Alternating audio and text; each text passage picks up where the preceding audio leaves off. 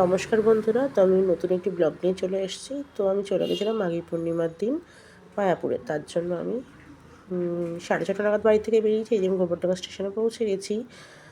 তো এবার ট্রেন ধরে যাব বনগাঁ, সেখান থেকে কৃষ্ণনগরে যাব। তো এই যে আমি বনগাঁ চলে এসেছি 7:06 ট্রেন ধরে। তো ওখানে আসবে মা, আসবে পিসি, বোন আসবে। তো এই যে আমার মা চলে এসছে। ওখানে একটা আমার দাদার সাথে দেখা হয়ে গেছিলো। তারপরে ওখান থেকে আমরা দাঁড়িয়ে টিকিট কেটে দাঁড়িয়েই ছিলাম। তারপরে এই যে বোন চলে এসছে, এখানে পিসিও রেডি চলে এসছে।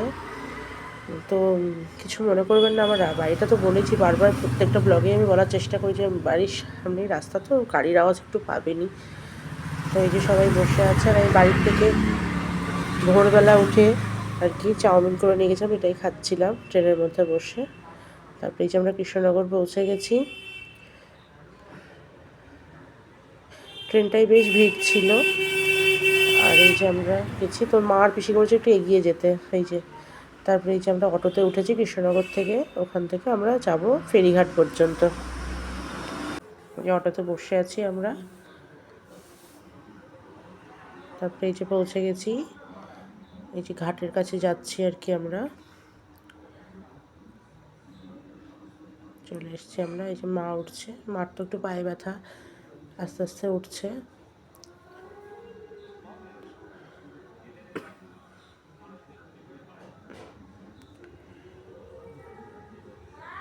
বোন উঠে গেল,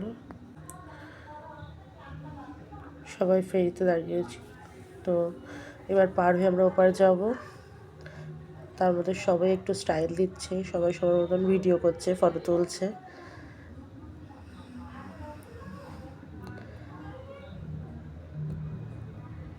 মা পিসিকে নিয়ে, বোনকে নিয়ে একটু করে নিলাম ভিডিও। পিসি যেহেতু স্কনের দীক্ষিত, তো পিসি এই যে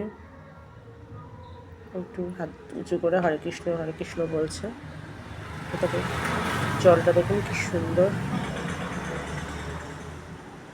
এই যে আমরা প্রভুপাদ ঘাটে পৌঁছে গেছি। তো এখানেই আমরা স্নান করবো আর কি। স্নান করে গুছিয়ে গেছি, তারপরে বড় মন্দিরে যাব। তো এই যে আমার হয়ে গেছে স্নান, রেডি হচ্ছি। আর বোন যাবে স্নান করতে। মা রেডি, এই যে আমিও রেডি কমপ্লিট। এটা তিলক কেটে নিয়েছি, ওখানে তিলক দেয় সবাইকে পরিয়ে, তো আমিও একটু পরে নিলাম। তারপর ওখান থেকে ওই যে মন্দিরের চূড়া দেখা যাচ্ছে, তো আমরা মন্দিরে ঢুকছি। ঢুকে অনেক দেরি হয়ে গেছিলো, আমরা খাওয়ার ওখানে চলে গেছি। আর দু হাতে দুটো থালা দেখার জন্য ভিডিও করতে পারিনি খাওয়ার ওখানে, তবে খুব সুন্দর খেয়েছিলাম। এই খাওয়া দাওয়ার পরে এখানে মা পিসি সবাই রেস্ট নিচ্ছিল, আর আমি আর বোন একটু গেছিলাম ওই গোশালার ওদিকটাই ঘুরতে। তো ওখান থেকে ঘুরে আসার পরে দেখুন কত সুন্দর গায়ে মাতা। তো ওখান থেকে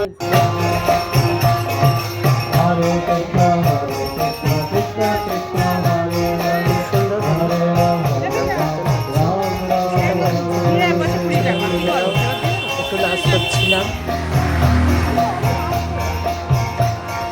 এত ভালো লাগছিল তখন, মনে হচ্ছিল না চলে আসা, কিন্তু আসতেই হবে। হরে হরে হরে রাম হরে রাম রাম রাম হরে হরে।